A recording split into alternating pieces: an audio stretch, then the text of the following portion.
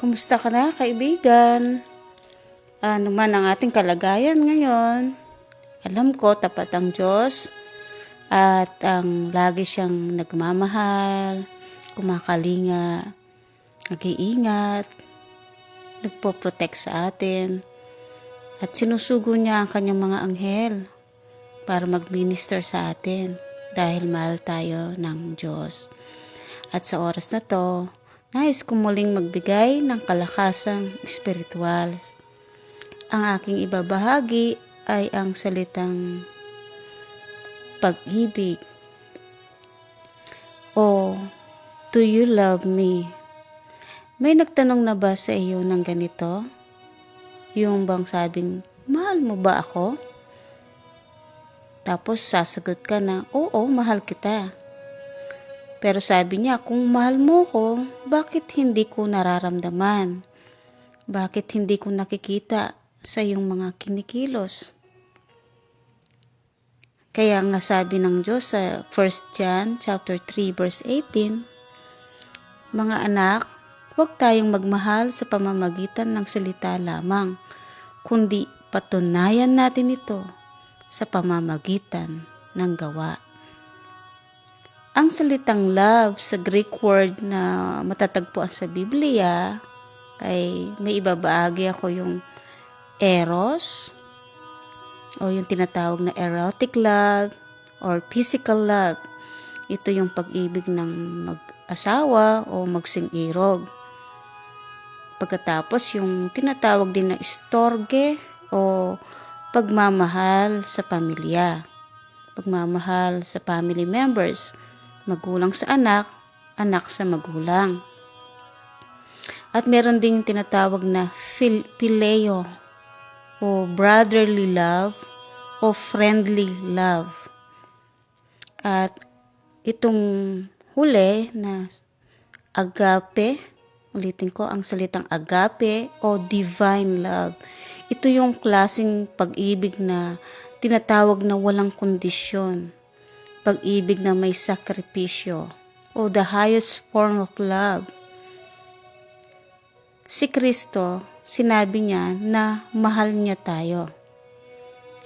Hindi lang siya umibig sa pamamagitan ng salita, kundi ito may kalakip na gawa.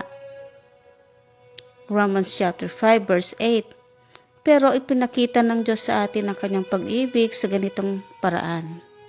Kahit nung tayo'y makasalanan pa, namatay si Kristo para sa atin. Kaibigan, minahal na tayo ng Diyos sa panahon na hindi natin siya minahal. Sa panahon na hindi natin siya binigyan ng halaga. Sa panahon na tayo'y marumi o makasalanan, minahal niya tayo. Kung kaya ibinigay niya ang kanyang buhay para ialay sa atin. Ang pag-ibig ng Diyos ang nag-udyok upang tayo ay abutin. John 3:16. For God so loved the world that He gave His only begotten Son, that whosoever believe on Him will not perish but have everlasting life. Gayon na lamang ang pag-ibig ng Diyos sa sanlibutan, ibinigay niya ang kanyang bugtong na anak upang ang sinumang sumampalataya sa Kanya ay hindi mapahamak, kundi magkaroon ng buhay na walang hanggan.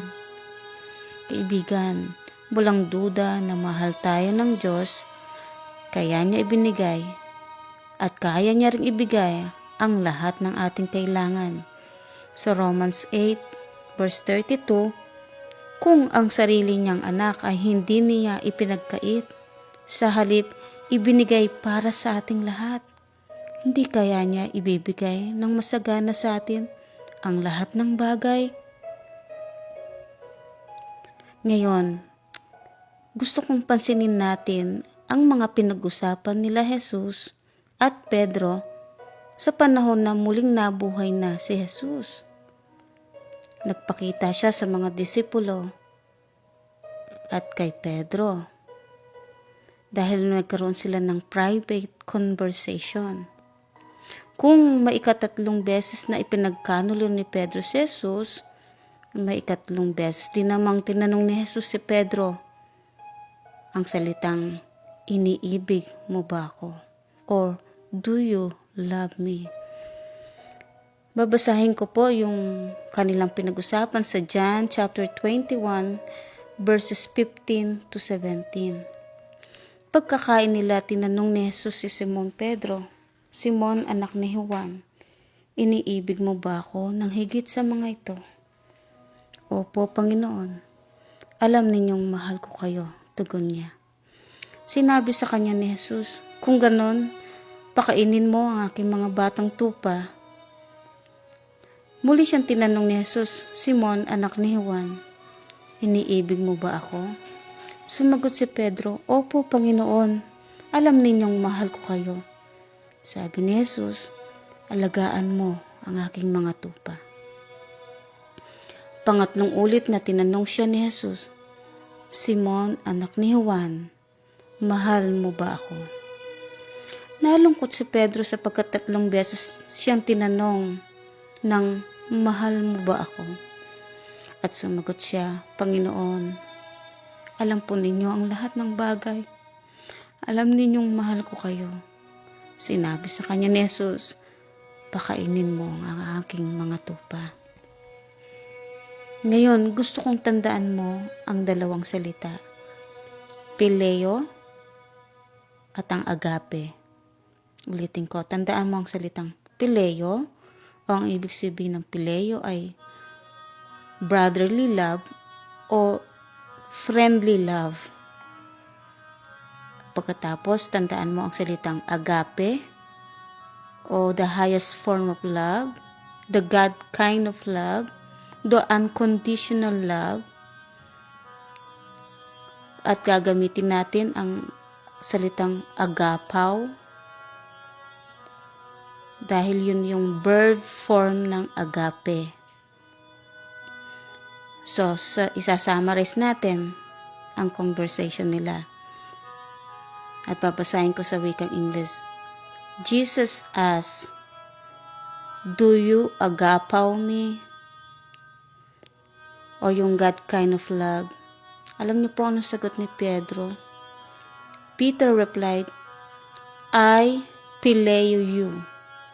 O yung sinasabi niyang love doon ay hindi agape love, kundi a brotherly o a friendly love. Pangalawang tanong ng Panginoon. Jesus asked, do you agapaw me? Or agape, the God kind of love? Ang sagot ni Pedro, Lord, you know that I phileo you. So, ibig sabihin, ang kanyang tugon ay yung klaseng pag-ibig na kaibigan o brotherly love. And Jesus asked in pangatlong beses, do you phileo me? So, pansinin natin, yung una at pangalawang tanong ni Jesus ay ang ginamit niyang pag-ibig ay agape o unconditional love or God kind of love. Pero yung pangatlong tanong niya, ginamit na niya ang salitang phileo. Sabi niya kay Pedro, Jesus asked, do you phileo me? Peter replied, I phileo you. Alam ng Diyos kung hanggang saan ang ating pagmamahal sa Kanya. Hindi man natin ito kayang pantayan katulad ng agape love dahil sa ating mga pagkakamali o pagkukulang, pero minamahal pa rin niya tayo. At para samahan tayo sa level na kaya nating pag-ibig, ang klaseng pag-ibig natin sa Panginoong Yesus, ang sabi niya, Pedro, do you phileo me? Peter said, yes Lord, I phileo you.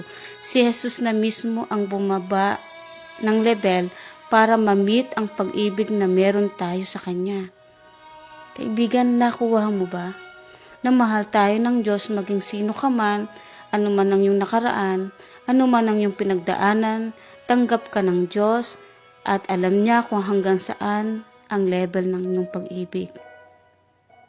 At kung tatanggapin mo ang kanyang walang hanggang pag-ibig, makikita mo, babaguhin niya ang buhay natin. 2 Corinthians 5:17. Kaya nga kung ang sino man ay nakay Kristo, siya ay bago ng nilalang.